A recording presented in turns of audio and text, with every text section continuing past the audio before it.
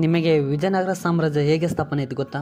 ಇದನ್ನು ಸ್ಥಾಪನೆ ಮಾಡಿದವರು ಯಾರು, ಏಕೆ ಸ್ಥಾಪನೆ ಆಯಿತು, ಬನ್ನಿ ಈ ವಿಡಿಯೋದಲ್ಲಿ ಸಂಪೂರ್ಣ ಮಾಹಿತಿ ತಿಳಿದುಕೊಳ್ಳೋಣ. ಇದು ಶುರುವಾಗಿದ್ದು 1936ರಲ್ಲಿ. ಇಂದು ಶುರುವಾಗಿದ್ದು ಎಂದು ಕೊನೆ ಆಯಿತು ಎಂಬುದನ್ನು ಕೊನೆಯಲ್ಲಿ ಹೇಳ್ತೀನಿ ನೋಡಿ. ಏಕೆ ಸ್ಥಾಪನೆ ಆಯಿತು? ಮಹಮ್ಮದ್ ದಾಳಿಗಳಿಂದ ಹಿಂದೂ ಧರ್ಮವನ್ನು ರಕ್ಷಿಸಲು ಸಲುವಾಗಿ ಈ ಸ್ಥಾಪನೆ ಸಾಮ್ರಾಜ್ಯವನ್ನು ಹುಟ್ಟಿಕೊಂಡಿತು. ಇಂತಹ ದುರ್ಮಾರ್ಗಗಳಿಂದ ಇದನ್ನು ಸ್ಥಾಪನೆ ಮಾಡಿದವರೇ ಅಕ್ಕ ಮತ್ತು ಬುಕ್ಕರಾಯನವರು. ಇದನ್ನು ಬನ್ನಿ, ಇದರ ರಾಜದ ಅರಣ್ಯಗಳು ಹಂಪಿ ಹಾಗೂ ಇದರ ಮತ್ತೊಂದು ಆನೆಗುಂದಿ, ಮೂರನೇದು ಪೆನಗೊಂಡ. ಇಂತಹ ರಾಜಧಾನಿಗಳು ಇದ್ದವು.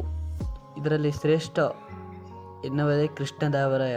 ಇವರು ಪಟ್ಟಾಭಿಷೇಕ ಬಂದದ್ದು 1936ರಲ್ಲಿ. ಬನ್ನಿ, ಕೊನೆಯದಾಗಿ ಎಲ್ಲಿ ಆಯಿತು ನೋಡು. 1336ರಿಂದ ಹಿಡಿದು 1646.